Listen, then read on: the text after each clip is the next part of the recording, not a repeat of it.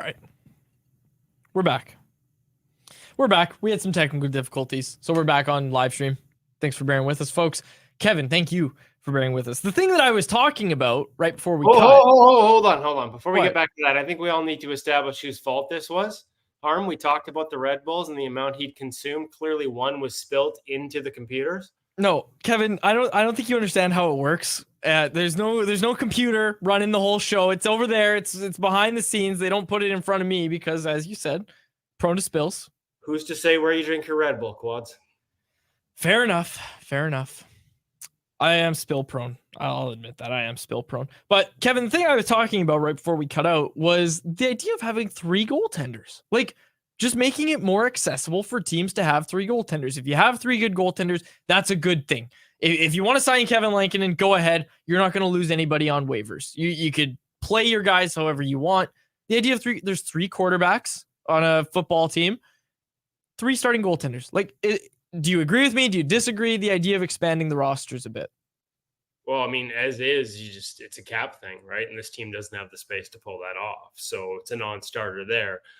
There are proposals at the league level that I know were made in the past couple of years to make it easier for teams to have a bona fide practice goalie. We've seen the Canucks, they sort of had one for part of the year last year. The Pittsburgh Penguins have an old Fred City Crosby who actually traveled with the team last year. I'm pretty sure the Toronto Maple Leafs travel a practice goalie so they can actually have 3. There are a number of teams in the league that have a staff member that travels that has a history, maybe playing up to the college level. But one of the challenges of having 3 goalies and a quote unquote practice goalie is that the NHL shooters want to shoot on NHL goalies, right? They don't want, some low level beer league scrub like myself in between the pipes as much as they'd probably enjoy teeing off and hitting me in the head. So there are proposals to pull this off. Some involve pulling up ECHL goalies.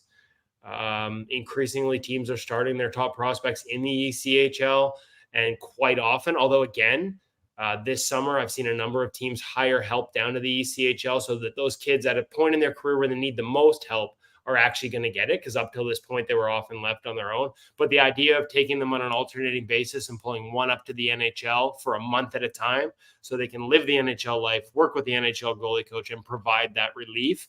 But as far as actually 3 NHL goalies, I don't think it's as terrible as some people say. But you talk to enough goalies that have been in a rotation and they prefer not to be the simple math. And even Quads can figure this out, as 3 does not go into 2.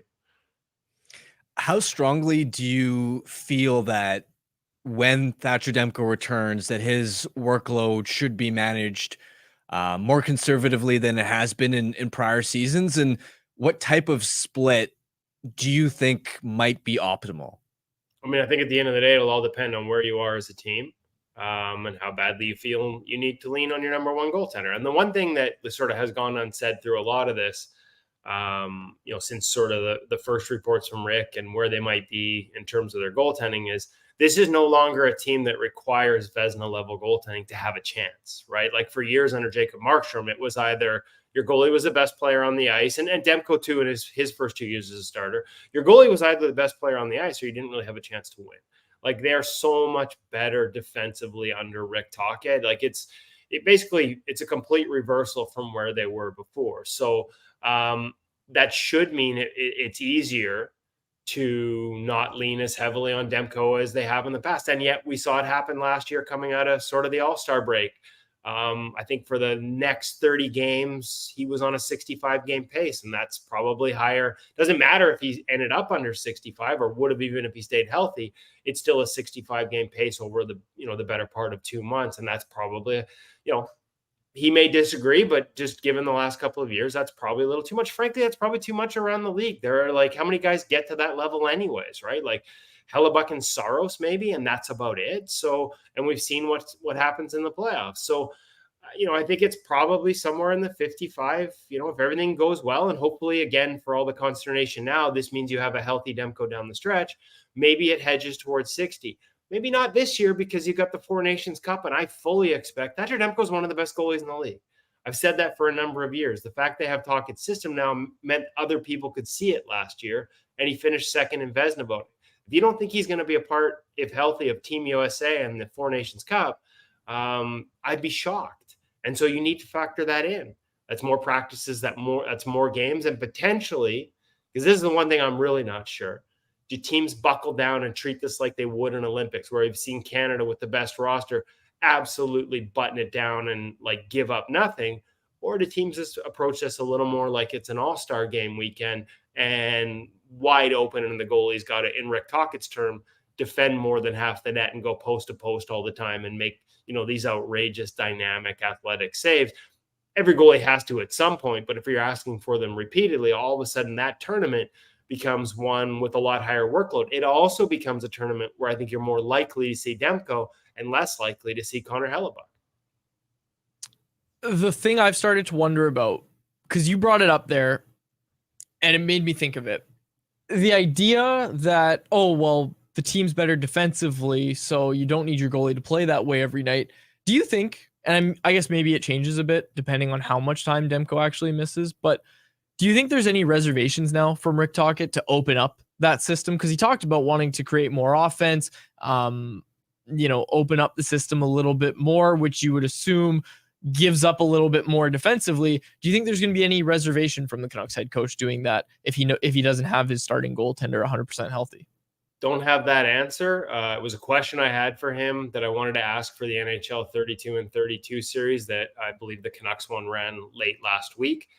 But I wasn't able to, I think in part because when I was scheduled to talk to him was when the first Rick Dhaliwal story broke. So we weren't getting him for that, and that's fine. But that was a question I wanted to ask because I'm genuinely not sure, and I'm curious to see how it goes. At the end of the day, one of the things I praised them the most for last year, and one of the things I said I liked because it typically translates to playoff success, was how little they gave up off the rush.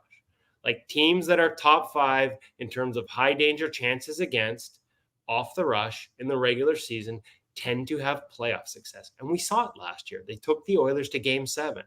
They're a Nikita Zadorov knee away from tying Game 7 against the Oilers, and who knows what happens. And that's without their number one goaltender for most of the playoffs, right? So I understand the consternation. And I think one of the temptations to play Demko as much as they did down the stretch was because the margins got tighter and they weren't scoring and they weren't winning those games and they felt like they needed the number one goaltender. So I get all that. I get the need to create more offense. I'm not judging against, or I'm not saying that's not true. I just think you have to be careful. You can't just open it up. And I don't know that you necessarily have to. I think a lot of what they used to give up off the rush was just selfish, stupid plays at the blue line.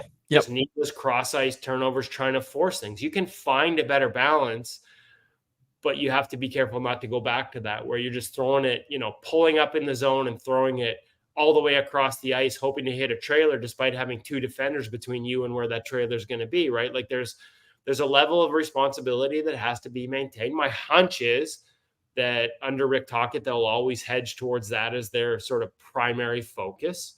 Doesn't mean you can't find ways to open it up a little more and try and create more offense. Simply adding Jake DeBrusk and some speed on the wings might help that.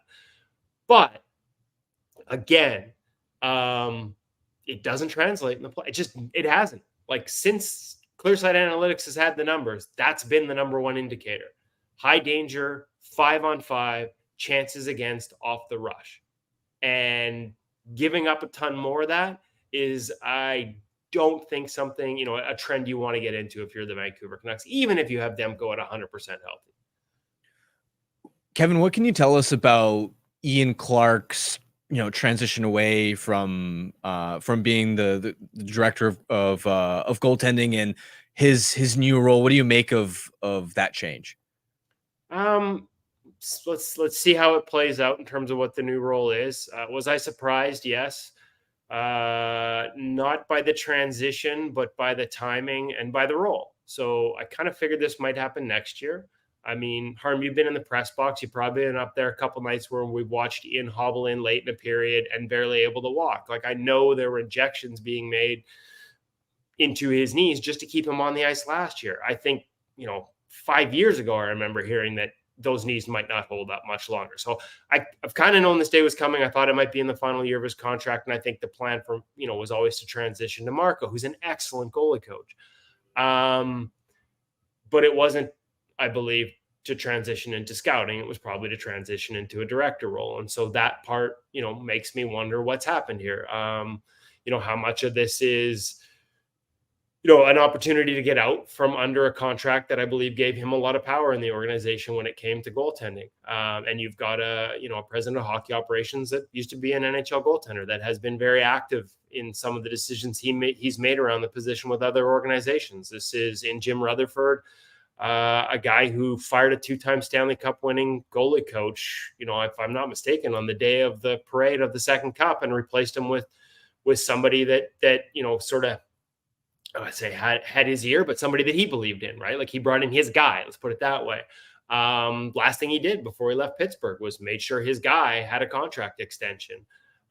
So, this might be part of a transition to people that he believes in, and that's fair, right? Like, he's in charge, he's the boss.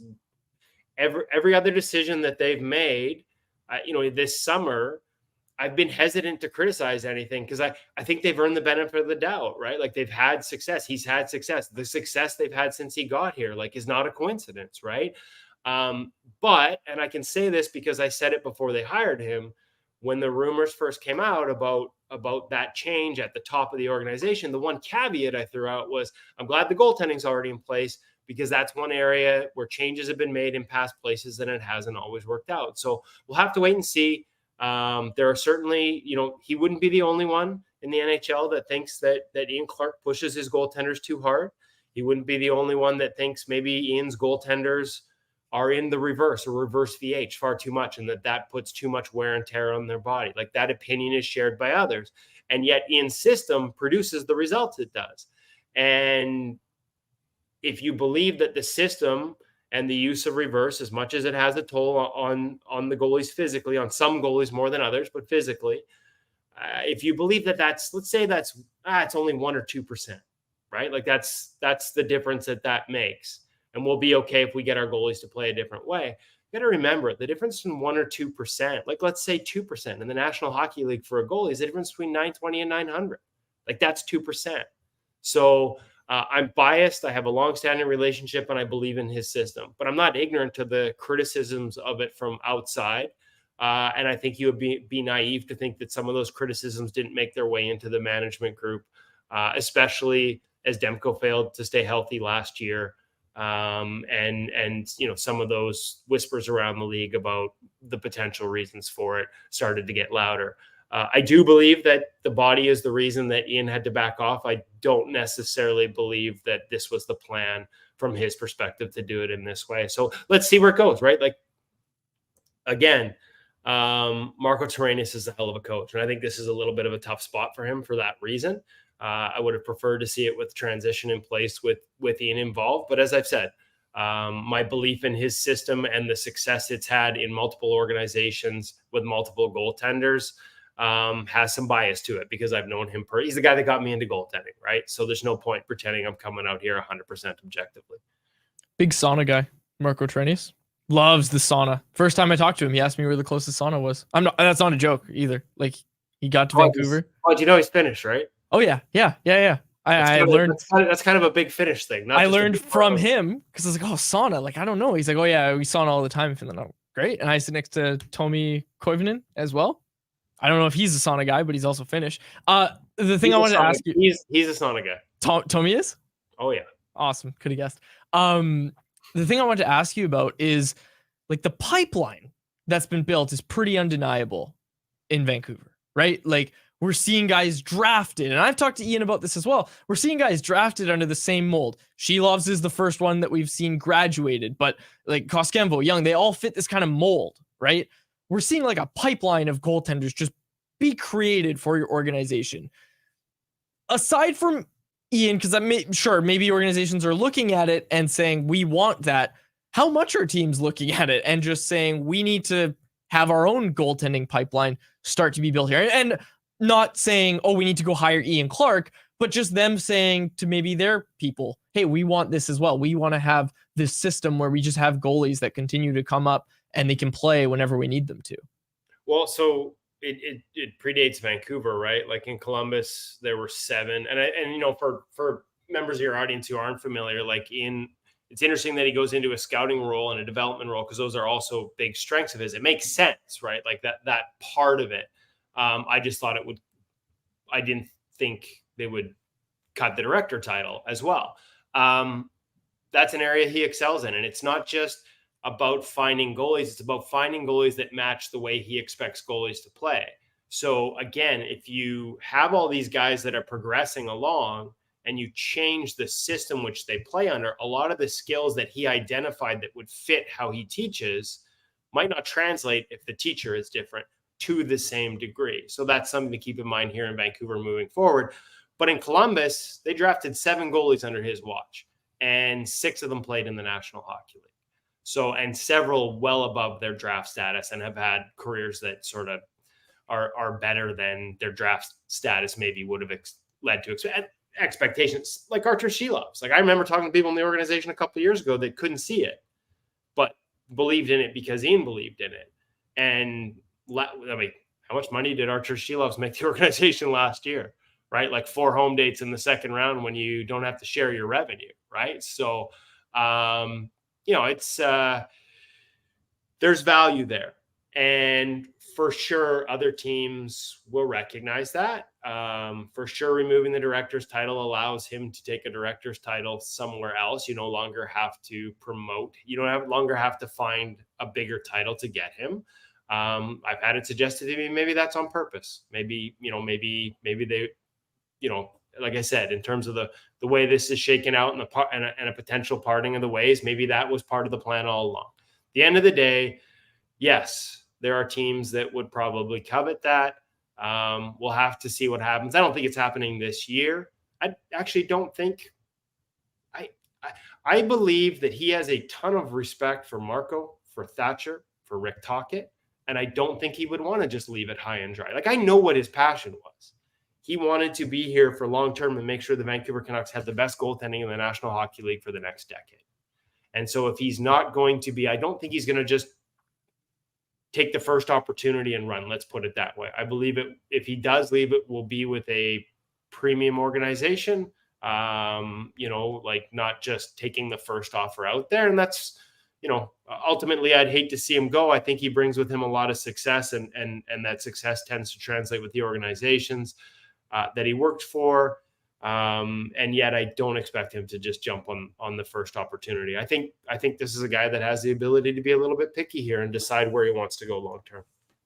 Kevin, just before we let you go, our pal Ian McIntyre just tweeted this out. Antti Raanta, another goalie on the radar for the Canucks as a potential PTO. 35 years old, Antti Raanta. He's had injuries in the past. We know all about him.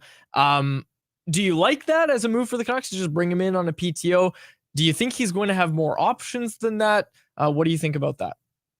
I kind of am not surprised. I know I know his representative is local. Kevin Epp is Antti Raanta's agent, and I believe that he probably reached out to the Canucks a couple of weeks ago. I wouldn't be surprised by that at all. Whereas Kevin Lankinen can probably command a contract right now. And by Rick Dollywall's reporting, has actually gotten an offer from the Canucks. Raanta might be looking at more of a PTO situation. Listen, like up until last season, Antti Raanta's underlying numbers, and they were for years, were kind of Lankinen-esque. Like he can play. The problem is he doesn't usually play for the whole year. Now, last year, in addition to injury, the bottom just fell out statistically. So that probably puts him in a spot, that combination of not needing to prove it, not necessarily being able to get a contract offer. So yeah, if you're looking at just a straight PTO, then he totally could fit that bill. I do know in the past when they looked at him that, and they have considered him, because let's not forget, there's been a bit of a, sort of revolving door backups here as they waited for Shilovs to get ready. I think the injuries were a major reason they didn't investigate it further. There's just, I mean, the biggest ability is availability for goaltenders sometimes, especially in the backup role. And as good as Antti is, that's been something that he has really, really struggled with. I don't think it's a coincidence that you've got a couple of Finnish guys that would consider Vancouver as they make a transition to just the second, having not played Finnish NHL goaltending coach in Turanius. And again, don't lose sight of how good this guy is and how many of these guys he works with back home in the off season. And I wouldn't be surprised if it happens, but I see him as probably more straight PTO. And certainly not at the same level right now, just because of the way last year went and where he's at health-wise or has been at health-wise. Not at the same tier, frankly, right now as Kevin Lankinen, but a healthy Antti Raanta that would be a positive. Big sauna guy? Do you know that? He's finished quads. He's always a big sauna guy. Well, I'm just making sure. I'm not trying to generalize over here. I did want to point those thoughts for you. I did want to point this out.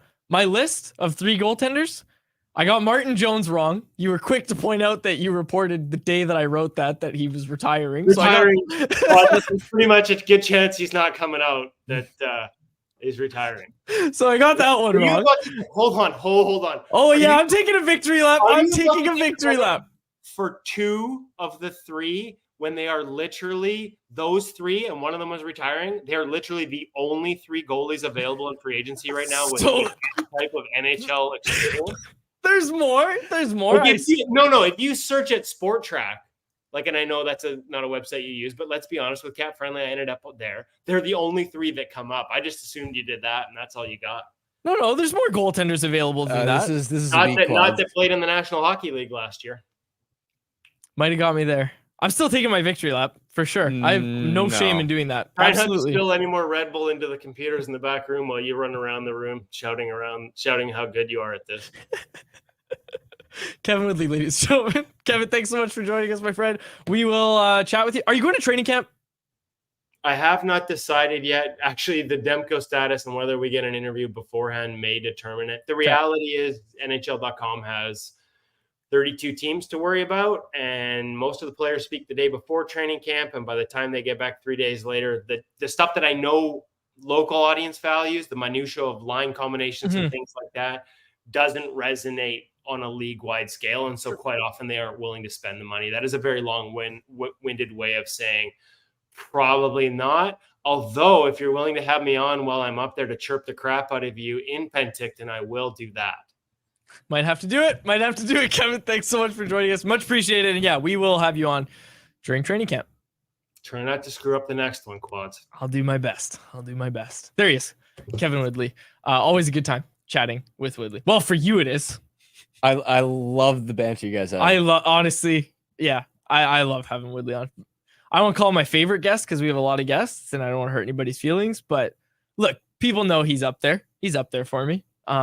He's co-hosted shows with me. Like whenever Faber would go on vacation, I would have Woodley as a guest host and we would just do goaltending episodes. There was an episode. You remember when we used to do the show at my grandpa's house?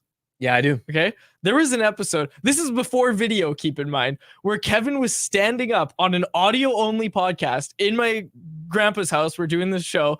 He was standing up to visualize something for me and show me what he was talking about. When he was talking about pushing off of a knee and how you push off a post and stuff, he was standing up doing it. Greatest thing I've ever seen. It was just an audio only podcast and he's standing up and he's explaining, holding his mic, standing up, pushing off his leg, explaining to the listeners that he's pushing off his leg.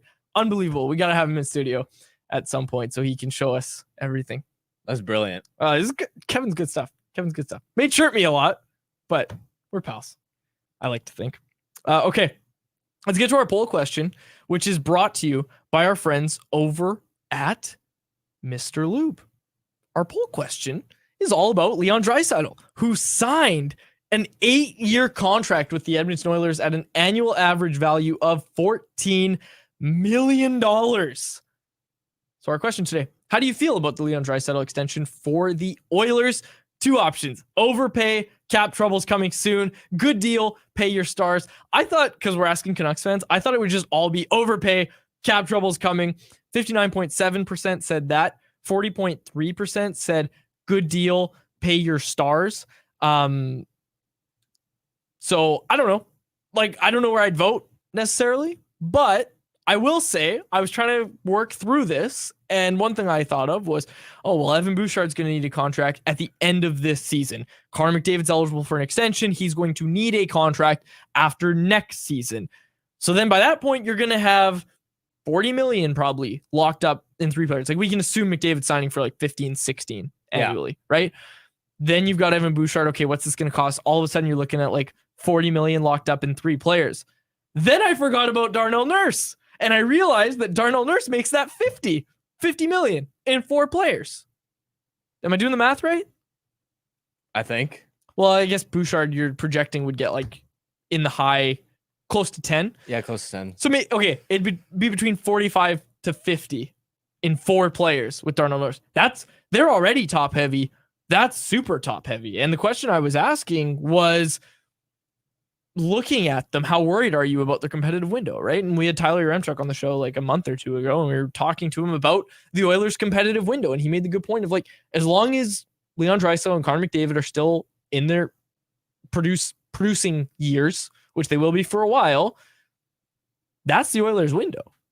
But it goes a little further than that. Like, you need to have depth. Are they going to be able to have the depth that they had even this past season? Are they going to be able to match that like in 2-3 years? I don't think so. I don't think there's no one coming in the prospect pool. Yeah, it depends, because the other thing you have to keep in mind is when you have McDavid and Draisaitl, guys are going to want to sign in free agency at below market rates. Like, look at the rate that they got for Henrique at $3 million. Mm-hmm. He took less than he could have gotten elsewhere. Jeff Skinner at $3 million took less than what he could have gotten elsewhere. Arvidsson probably took less than what he could have gotten elsewhere. So that can help you make up value, because a lot of these free agents are going to look at it and go, I'd love the opportunity to play on this team, play in the middle of the lineup, play high up the lineup on a winning team.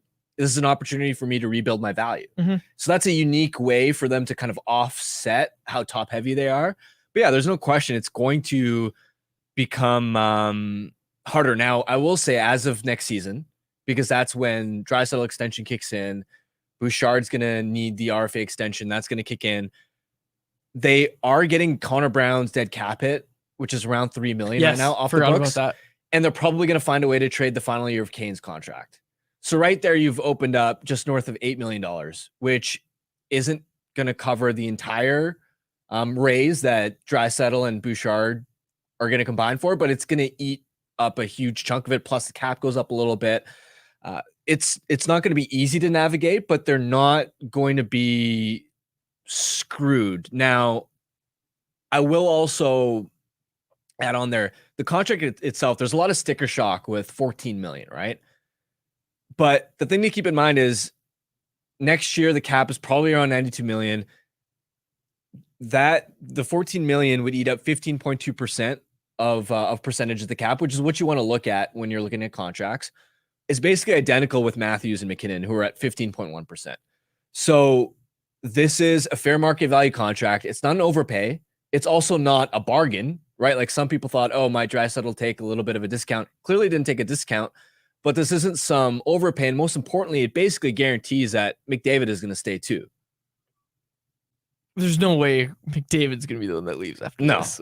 Like, could you imagine if you somehow fumble that part of it? No, like, they're not all right, gonna we got fumble that. Draisaitl done. Forgot about McDavid. No, they're not going to run out of time. The bigger question with the Oilers window is almost their secondary core players and how long they can stay productive. And what I mean by that is, I'm going to pull up Puckpedia so I can get the exact ages right. Zach Hyman is 32 years old. Mm-hmm. Nugent Hopkins is 31. Henrique is 34. Looking down the depth chart, Nurse is 29. Ekholm is 34. That's a huge one, right? Ekholm's been a rock for them on the top pair. Mm-hmm. Again, no help That's coming. a lot of their. There's no help coming. If those guys start declining, and one or two of those guys really fall off a cliff, that's where you might be in a bit of trouble. There's no help coming. That's the other thing. There's no help coming. So it'll be interesting. Other than Savoy. Exactly. Okay, that was our poll question, and it was brought to you by Mr. Lube. Mr. Lube and Tires, change your oil, change your wipers event is on now. Visit MrLube.com to download your coupon for a free pair of Goodyear hybrid wiper blades with any oil change for a limited time at Mr. Lube. Find them at one of their 18 locations in the Lower Mainland. All right, let's get to anyone else, which is brought to you by the Vancouver Canadians. Oh, that baseball season is almost coming to an end. You feel the chill in the air. The Seas are back home this week to end the regular season. In a race to win the second half in the Northwest League, every game matters for the Canadians. Check out the Nooner at the Nat this Friday and fireworks on Saturday night. These games are all sure to be packed, so get your tickets early. Don't wait. Call 604-872-5232 or go to canadiansbaseball.com. I don't know if we're going to do Family Feud today because we kind of ran out of time with the technical difficulties that we had. So I think we'll push Family Feud, but I did want to get a couple things in anyone else. The first one, you brought it up. Askarov, Yaroslav Askarov, traded to the San Jose Sharks. I don't think we got a chance to talk about it. More importantly, I don't think I got a chance to talk about it. I think it's a huge overpay. I don't like Askarov, and I was trying to, because I've talked about how I don't like Askarov for a while now, and there's a group chat I'm in with a few other hockey people that make fun of me for how much I dislike Askarov. But I tried to take a bet. Would you take this bet if you loved Askarov? What do you think of Askarov? You don't have an opinion. I'm not a goalie guy. Okay, fair enough. But I was trying to get someone to take me up on the bet because they're all like, oh no, he's great, blah, blah, blah. He's great, blah, blah, blah. I was trying to get someone to take me up on the bet that he would not have a single season in his NHL career, okay, where he plays over 25 games, starter's workload, on a, not even like, just tandem, a normal like a workload. 1B. Yeah, you are a goalie in the NHL. 25 starts, minimum 25 starts, and he has an over 910 save percentage. No one would take me up on the bet. Why? No, I guess they don't believe in him enough. He's widely viewed. It's Wallstedt and then Askarov, like widely viewed as the top 2 goaltending prospect in the world. I'm surprised you haven't found somebody to take you up on that bet. Because I really don't believe in him. Like I've said it, and now when he goes, the excuse can be, well, he's on a bad San Jose team, and that's what everybody's going to say for a few years, and then there'll be new excuses until eventually I'm right. But it's not happening. Like he won't have a year in his career where he has over 25 games played and over a 910 save percentage. It just won't happen. You know, we don't have to bet anything, but you disagree just based on what you've read about him? I mean, not again. Sheep. I will take the consensus on that. I mean, plus, how many goaltenders who aren't very good end up hitting 910 at least once? Oh, that's a good exercise to go through. Goaltenders who aren't very good. Give me a goaltender who's not very good. Stuart Skinner? I mean, I was going to say he was a 914 last year through 50 games. Yeah, that's what I'm saying. But even Skinner's like he's decent. He's not bad. I like Stuart Skinner. That's the thing. I do like Stuart Skinner. Who's Jacob? Give me a goalie. Well, here's one. Like we talked about this like a couple months ago. How James Reimer's career stats are actually really good. Like James Reimer got over 915 or 910. Yeah, 910. We're looking for 910. So he had a 921, a 924, 911, 918, 930, 938, and 918, 920, 913. Like James Reimer in the majority of his seasons went over 910, and people considered him like an average goalie at best through most of his career. Right. So you take me up on it? I don't know. I might think about it. Think about it. K-Town Chef, what do you want to bet, Quads? I don't want to bet yet. Well, also just like, I mean, guys like Anthony Stolarz. Has Stolarz reached that? Like over 25 games played? Yes. Or it was 24 starts this year. Doesn't fit the criteria. I haven't looked at his career numbers, but like I bet you Mrazek's hit that at some point. Yeah. He's not that good. So yeah, I'm saying Nedeljkovic, I bet, has hit that when he was in Carolina. Yeah, I'm not saying. Or what's a bet? There's one I made with Tom and JD. Actually, no, Nedeljkovic was 2 games shy. There was a bet I made with Tom and JD that they didn't. Oh, yeah. This was another save percentage bet. I shouldn't say didn't like. I didn't really believe in Yaroslav Halak. Misguided because my take was Michael DiPietro is better than Yaroslav Halak right now and should be the backup over Halak. Maybe I was wrong about that. I'll admit that. But the bet I had with JD and Tom that they both took me up on was that they said he would have over a 905 save percentage. I said, no, it'll be below 905. He finished the year in Vancouver with a 903 save percentage. Congrats. I still haven't been paid up for that bet. What were the terms? I was actually going to take both of them to dinner. It was a dinner bet, and I was going to pay for both of them. If I lost, I should have been given odds. I bet I lose a lot of bets, but I still make my claims. Would they have each owed you a dinner? That's what I think, but I didn't get. I would take one at this point. Yeah, where they split the bill. That's I'd take reasonable. that. Anyways, still hasn't happened. I can show you our group text. It's like, oh, I'd like to do this day. I'd like to do this day. Oh, I can't. Can't make that day.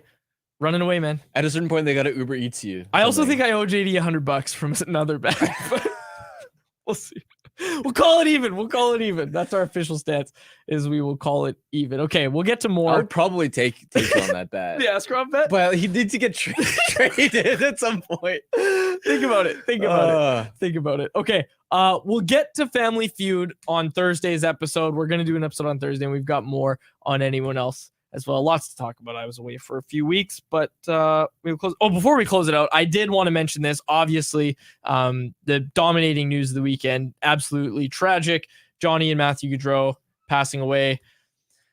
I don't want to get into it too much because, everything's been said. I will say it's really awesome to see the GoFundMe for Matthew's pregnant wife. Has long surpassed the goal that they set, and they've raised a ton of money, and that's really nice to see. Just the hockey community kind of coming together like that. That is really nice to see, but absolutely senseless tragedy. I've talked about it before. With my grandma being hit by a drunk driver when she was a pedestrian, and again, I don't want to get into it more, but it's just really, really sad, and I just wanted to at least mention it. And our thoughts are obviously with the Gaudreau family because it's just, very, very senseless tragedy. Please don't drink and drive, folks. It's just so silly, especially in this day and age. We'll close it out there. No, we won't. We'll get to our Bet365 bet of the day, which I was going to say there is a Mariners related anyone else in here from K-Town Chef. Is there? Or did I miss it? How hard was watching the second half of the Mariners season? Oh, don't even get me started. It's just over. Like, it's over. The season's over. Same narrative arc of, I feel like every Mariner season, isn't it? No, they've got the worst offense and the best pitching in baseball. Their pitching is so unbelievably good.